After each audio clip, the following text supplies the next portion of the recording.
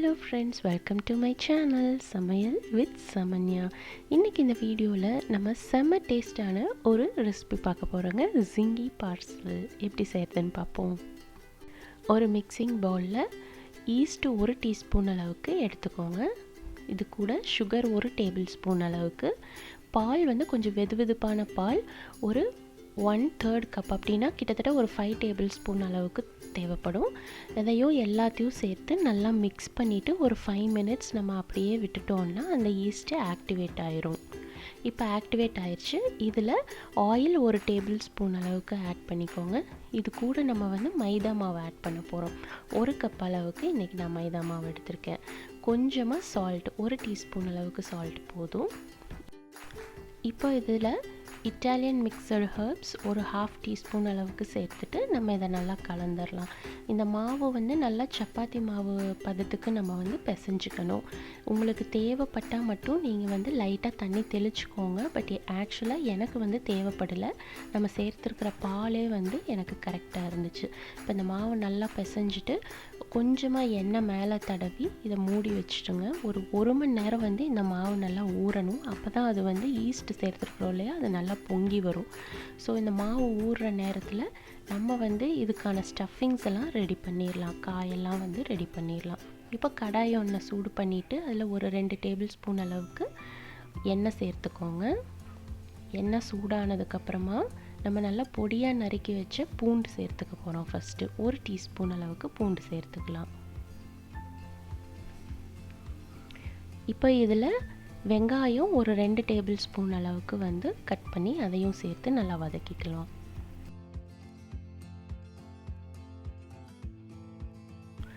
இப்போ இதில் தக்காளி வந்து ஒரு 1/4 கப் அளவுக்கு சேர்த்து நல்லா வதக்கிக்கோங்க. தக்காளி நல்லா சாஃப்ட் ஆகிற வரைக்கும் வதக்கிக்கணும்.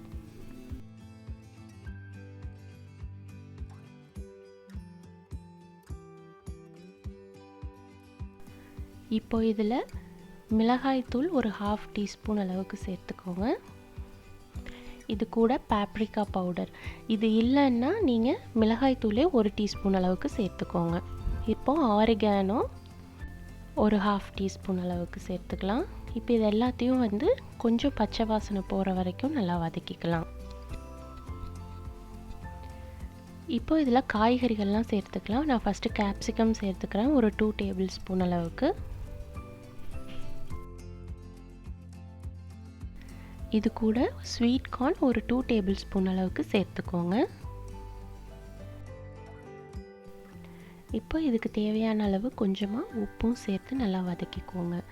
இதில் வந்து உங்களுக்கு விருப்பமான காய்கறிகள் எது வேணாலும் நீங்கள் சேர்த்துக்கலாம். இல்லை பன்னீர் கூட நீங்கள் சேர்த்துக்கலாம்.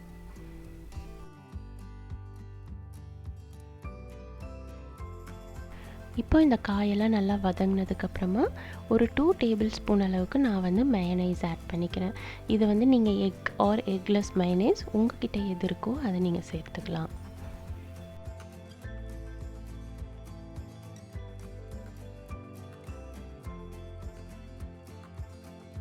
அடுத்தது இதில் 2 டேபிள் ஸ்பூன் அளவுக்கு டொமேட்டோ கெட்சப் நீங்கள் சேர்த்துக்கோங்க.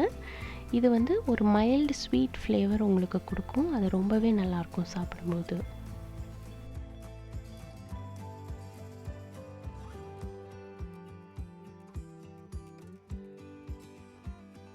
இப்போ இது எல்லாத்தையும் சேர்த்து நம்ம ஒரு 2 மினிட்ஸ் நல்லா வதக்கி எடுத்துட்டோம்னா நமக்கான ஸ்டஃபிங் வந்து ரெடி ஆயிடுச்சு.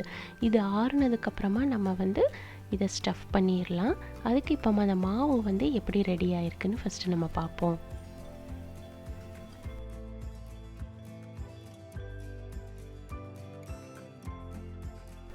இப்போ பாருங்கள், மாவு நல்லா ஊறிடுச்சு, எவ்வளோ சாஃப்டாக இருக்குன்னு. இப்போ இதை திரும்பவும் நம்ம ஒரு 2 மினிட்ஸ் வந்து நல்லா பிசைஞ்சிக்கணும். அப்போ தான் அதில் இருக்கிற ஏரெல்லாம் ரிலீஸ் ஆகி அந்த மாவு ரொம்ப நல்லா சாஃப்டாக இருக்கும்.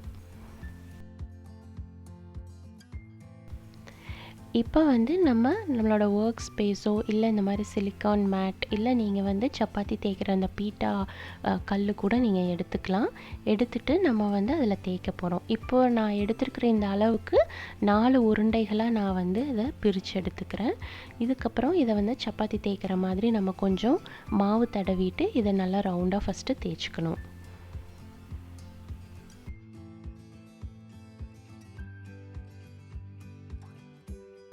இப்போ இதை தேய்ச்சதுக்கப்புறமா இந்த ஓரங்களில் பார்த்தீங்கன்னா கொஞ்சமாக நான் வந்து தண்ணி தடவிக்கிறேன். தடவிட்டு இந்த மாதிரி இதை வந்து ஷேப் பண்ணிக்கிறேன், ஃபோல்ட் பண்ணிக்கிறேன் அந்த சைட்ஸ் எல்லாம்.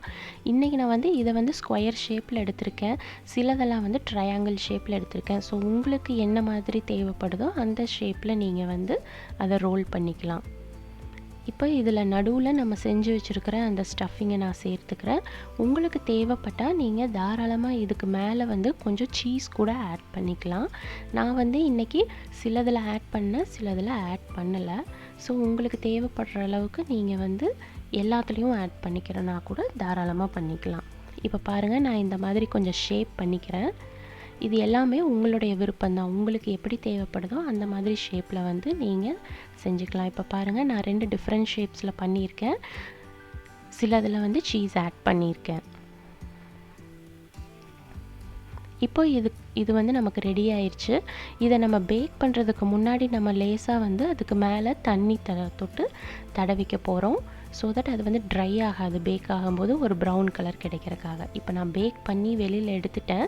இப்போ எடுத்ததுக்கப்புறமா நீங்கள் வந்து லைட்டாக பட்டர் இல்லாட்டி ஆயில் ஏதாவது வந்து இது மேலே நீங்கள் தடவிட்டிங்கன்னா அது ஒரு நல்ல ஷைனி லுக்கு உங்களுக்கு வந்து கொடுக்கும்.